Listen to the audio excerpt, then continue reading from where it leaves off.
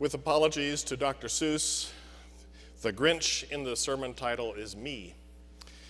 And this act of stealing and returning Thanksgiving will happen now in the next 20 minutes.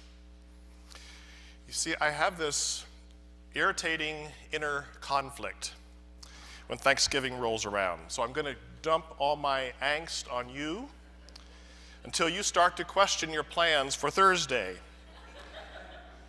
Don't worry, in the end, I'll give your holiday back, but it might look a little different. From a national standpoint, Thanksgiving is great.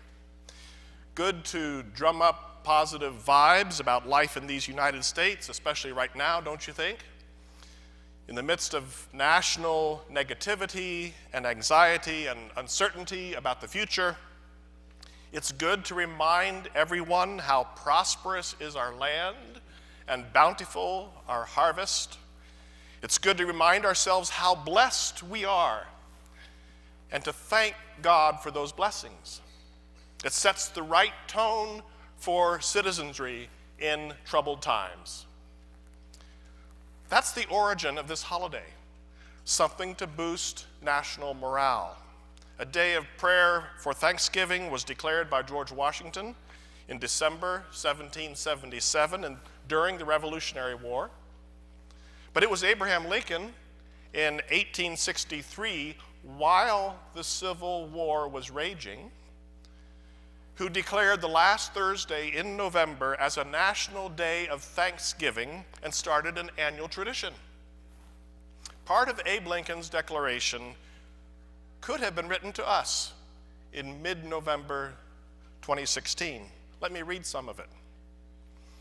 I do therefore invite my fellow citizens in every part of the United States, and also those who are at sea and those who are sojourning in foreign lands, to set apart and observe the last Thursday of November next as a day of thanksgiving and praise to our beneficent Father who dwelleth in the heavens. And I recommend to them that while offering up the thanks justly due to him for such singular deliverances and blessings, they do also, with humble penitence for our national perverseness and disobedience, commend to his tender care all those who have become widows, orphans, mourners, or sufferers in the lamentable civil strife in which we are unavoidably engaged, and fervently implore the imposition of the Almighty hand to heal the wounds of the nation and to restore it as soon as may be consistent with the divine purposes to the full enjoyment of peace, harmony, tranquility, and union. Good for Lincoln. My sentiments exactly. This is a good thing for nations. But as a feast day in the church calendar, I'm conflicted. It's ironic that the most sacred Christian feast days, Christmas and Easter, have been co-opted by our consumeristic secular culture and reinvented as seasons for shopping, decorating, and overindulging, and their great theological core has been gutted.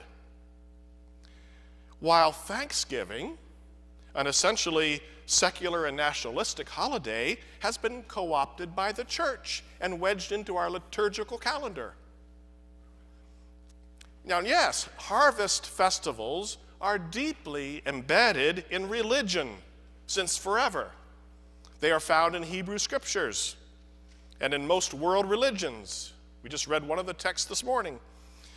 But the fourth Thursday of November in the U.S. is more than a religious harvest festival. It was instituted as a national holiday and is shaped by civil religion, and there are national interests behind celebrating it.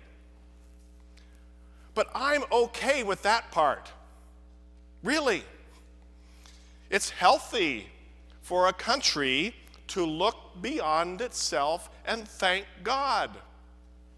That's not what makes me a Thanksgiving Grinch. My problem is that we in the church get a little sloppy theologically every Thanksgiving. The holiday tends to feed into a misunderstanding, I believe, about God that many of us carry within us. Let me lay it out for you. But please don't judge me as a total curmudgeon until I finish. Here's the crux of the matter. I think God gets a lot of blame that is undeserved and a lot of thanks that is misdirected. The phrase that gets bandied around a lot is count your blessings.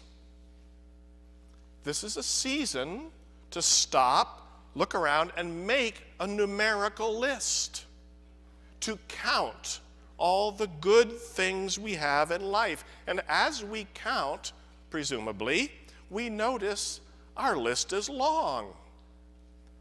And we're invited to thank God for these many blessings. But what are we really saying by that? Are we saying that if the barn and pantry and closets are full, that God did that for us directly? Are we saying that God looked down upon us and decided to make our barns full and our blessings abundant? Isn't that what thanking implies? So let's follow that logic. If I thank God for giving me the blessings I have, shouldn't it follow that I also blame God for the good things that don't come my way? If full barns and abundant blessings are signs that God is looking on me with favor, then I guess an empty barn and disaster, loss, suffering, grief would be a sign that God is withholding favor from me.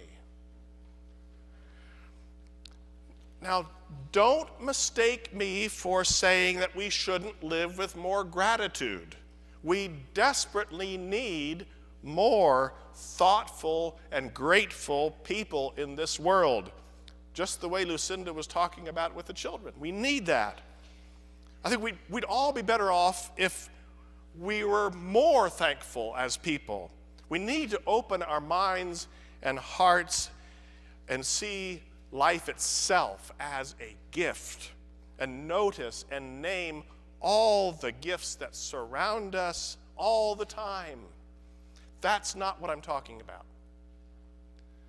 What bothers me is a transactional theology that assumes God specifically sends me blessings as reward for good deeds, or for having enough faith, or for certain reasons known only to God, and that leads us to trouble. When we make God entirely and directly responsible for the presence of good things in my life, then God also needs to be responsible when they are absent. And if the good breaks we get in life turn out to have disastrous consequences for other people, like having the eye of the storm pass 100 miles to the north and hitting another town instead, or my cancer getting cured and my neighbor's not, then how do I thank God for blessing me without saying that God chose not to bless another? Most of the good things that we're supposed to thank God for this Thursday, plenty of food, shelter, freedom, security, clean water, access to health care, material goods, education, and on, we have to admit there's more to it than God pointing at us and deciding we get the blessings. Lots of factors contribute to the fact that we have these things and many other people in the world do not. Illiteracy, chronic poverty, crime rates, disease, oppression, all kinds of social ills impact certain classes of people more than others.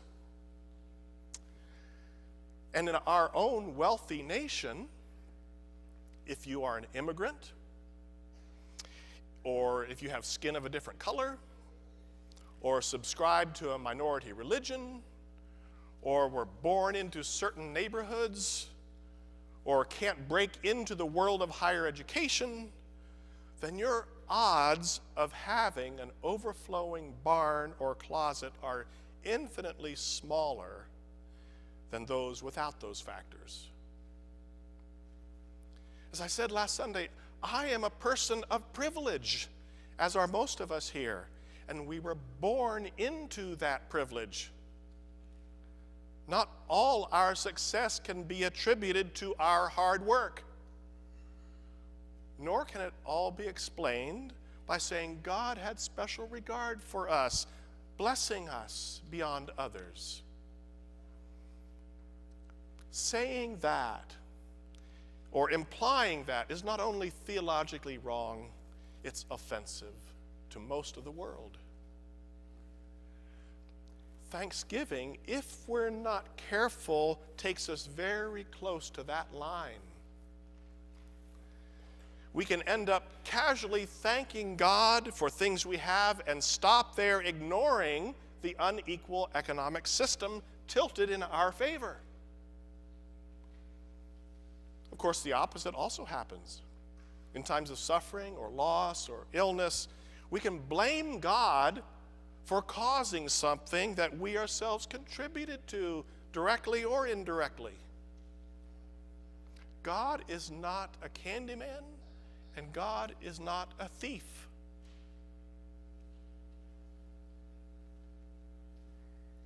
When we Americans in the most powerful nation, economically, politically, militarily, give our collective thanks to God for our blessings, we at least need to add a big footnote and disclaimer. And now, I think I've probably reached the end of your patience with my cynicism. You may be just as annoyed with me as the residents of Whoville were with Mr. Grinch. So I will slowly start giving Thanksgiving back. First, let me assure you, I do intend to have a big Thanksgiving dinner on Thursday. And I'll do it happily. Our table will be filled to overflowing. We'll be with family in Ohio, an extended family. It's going to be great. I'm going to pray a Thanksgiving prayer. I'm going to express my deep gratitude for a loving and healthy family and a bountiful table. But I'm also going to be careful, or at least try.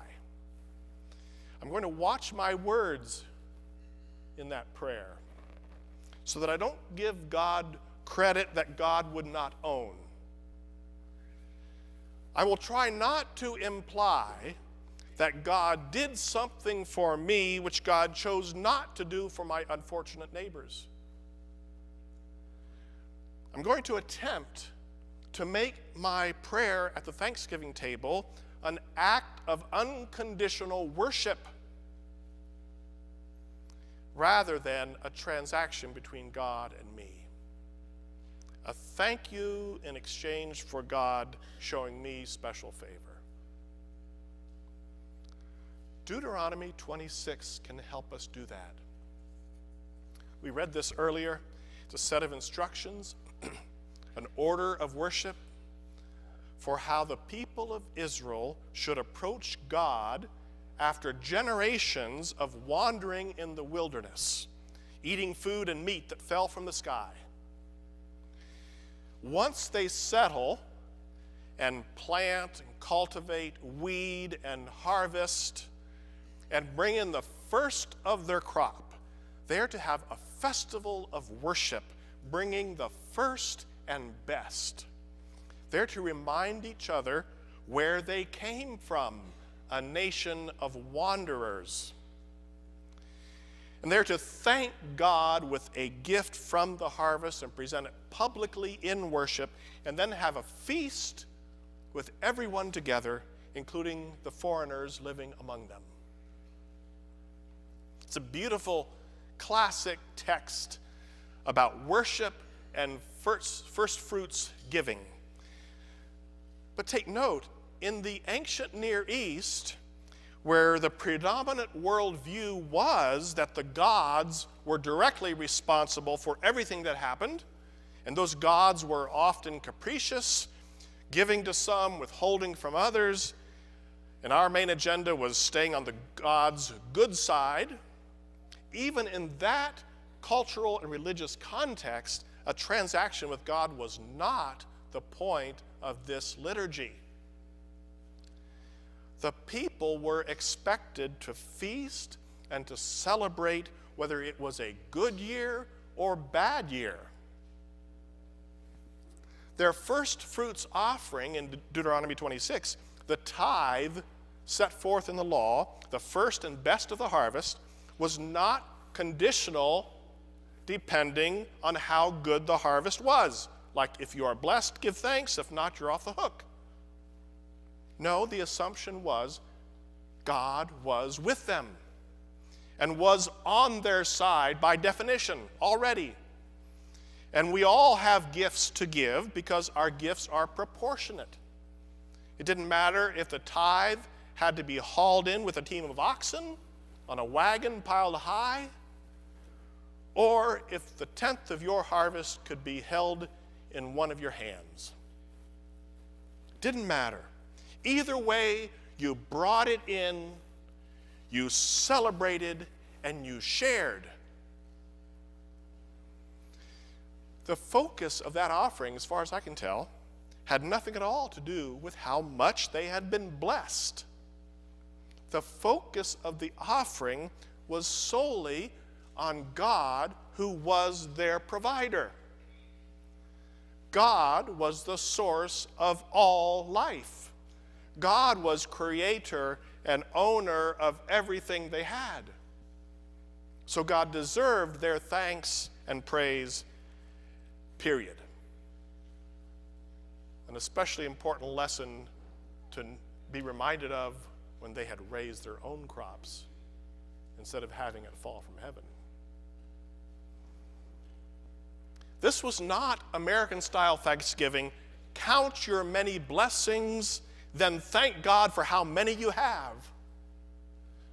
No, the mandate was worship God with all you have and all you are, and return a proportion, no matter how small or large. We owe God everything as the source of all life. The worship we offer is not conditional. In fact, worship itself is a great equalizer between those who have a lot and those who have just little. Because every gift is blessed, is consecrated, and then is shared equally with all. In Deuteronomy, it was shared with the Levites who had no land, and with the aliens, the orphans, and the widows. All ate. All were included. All had enough, and all worshiped God. That's the kind of Thanksgiving that the church, I believe, is called to reclaim. So if I stole Thanksgiving in the first half of this message, sorry. Now I'm giving it back and asking us to reshape it. Let's reject the affluent American version of this holiday and make it a celebration where all eat. All have enough. All are included. All are shown welcome and hospitality, and all are invited to worship God, the source of all. We have good reason to celebrate and give thanks, and to do so heartily. God is at work in the world, in all the world. God is with us equally in feast and famine, in blessing and suffering. It's a tough Thanksgiving this year for some in our community who feel alone and anxious and insecure. What better time to put even more leaves on our table and share our abundance with those who need to be reassured they belong. It's great to stick a sign in our yard welcoming our neighbors. I've done that. It says something important. But it's also easy to do. Let's find ways to risk including our neighbors in our lives and entering into theirs, especially those on the edges of our community. And then let us celebrate together the God who is a source of all that is good and deserves our gratitude, however little or much we have.